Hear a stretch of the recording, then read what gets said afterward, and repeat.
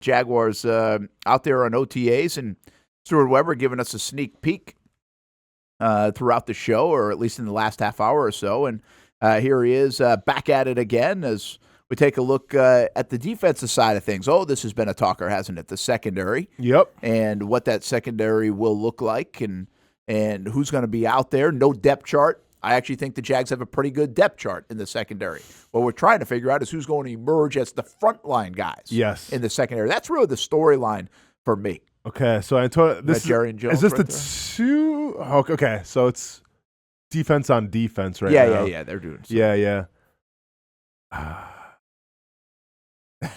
mean, Daniel Thomas, by the way. Okay, so Jags have a lot of I like the safety. Who's 27, by the way? Jim, the long name. Yeah, I don't know if it's. He has some length to him, though, Brent. You like that? Yeah, there is some length there. Once again, I can't believe Jones wrists aren't 6? taped. Is that Jerry Jones that Stewart's showing us? Maybe not. Is Savage number 6? I don't know. I gotta see it. We'll find out. We'll have to get all the numbers our respectable. respectable. I could just look it up. Yeah, you could, man. What's the fun in that, Brent? Buster Brown. You really hope that he has the name alone. Yeah, but I mean, I like Buster Brown. Again, I think Brown. a guy like Buster Brown is way. Like, I'm okay with him more than other people are. There's Antonio Johnson. By the way. A lot of J's. Johnson, Jones, and Johnson. And Jones is 22 right there. That's Jerry and Jones out of Florida State. So he's wearing 22. So, but to your point, I like some of these guys that I think people have given up on already. And I'm not telling you they're frontline guys. It might be fine just to be depth guys. I think we've seen some things out of them. They really like, over the last couple of years, Gregory Jr. Now, I don't know if I've seen enough about a Gregory Jr., but like, I'm okay with these guys because they've been around it. They've played in it. You hope to develop it. Now, it's a new system, and we'll see how that weeds out. I mean, the players that they've had the last couple of years, they still have to be able to fit in this style for Ryan Nielsen, right? I mean, that's going to be a key part of it. I think right there, I mean, once again, I'm not sure what that drill exactly, if they were rotating or not, like switching off, but it looked like Jerry and Jones taking a slot from the nickel spot, taking it from the slot. Yeah. It's the big question mark going into this whole camp is, where do you put him at? I mean, Mike Norvell was on our show a couple weeks ago saying how, the guy is great at nickel, and I think we ought to agree that that's probably more his natural position, but do they try to put him on the outside and make him a number 2 as well? Yeah, Kim, we got to come back to us because now that practice session is closed, so we get a look at what just transpired a little bit as we get you in to see some of the practice with Stuart Weber at OTA number 1, a little look at the secondary of the Jaguars defense. And again, I'm intrigued by the secondary. I'm intrigued by the safeties. I'm intrigued by the, versatility of their defense in that backside, and also how they use the versatility of their players in the front 7. Because I still think it's a bit of a mystery how they're going to shake things up along that front line. That's probably the way they want it. What will they do with the Roy Robertson Harrises? How much can they move him around? Eric Armstead, how much can they move him around? Then you go back to the linebacker spot. We had a conversation about Devin Lloyd last week. I think he's an interesting piece here.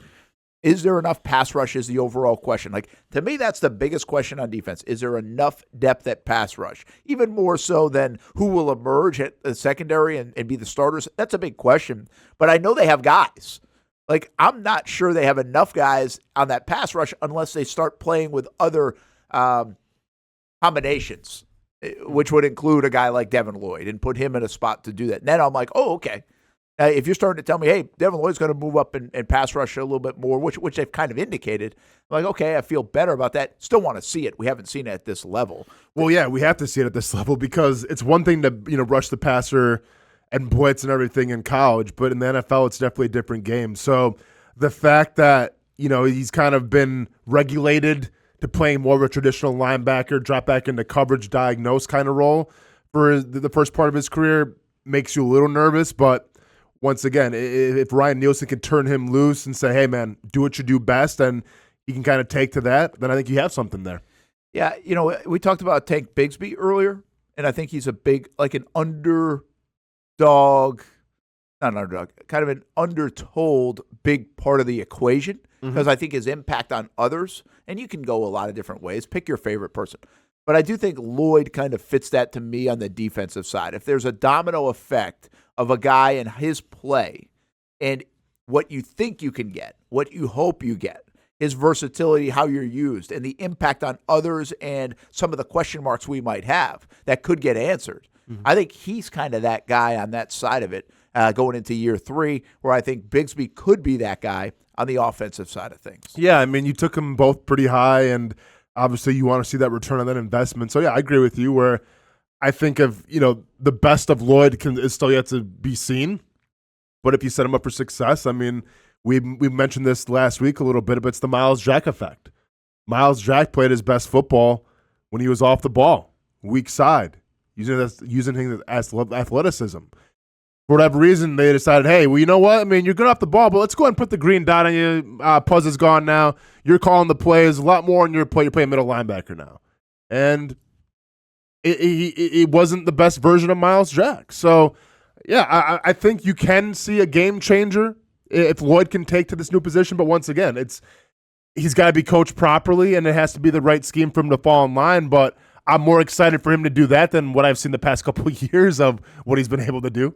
Yeah, I think Lloyd and Bigsby are fun guys to keep an eye on with the upside that they have. There's more. There are other guys. There's draft picks. There's a bunch of ways to go here, but that's what's fun about this time of year with the Jacksonville Jaguars. Again, we got a peek in the last 45 minutes or so to a couple of different parts of practice. You can always go back and check it out on YouTube and on Twitter and Twitch and Facebook, and when the show replays here on the Action Sports Jacks 24/7 network. But it was about 5 minutes prior to hour number 2, and we've shown you a bit now over the last 45 minutes thanks to Stuart Weber. Stuart also had a report from Jags headquarters. So OTA number 1, a very successful one here on the Brent and Austen show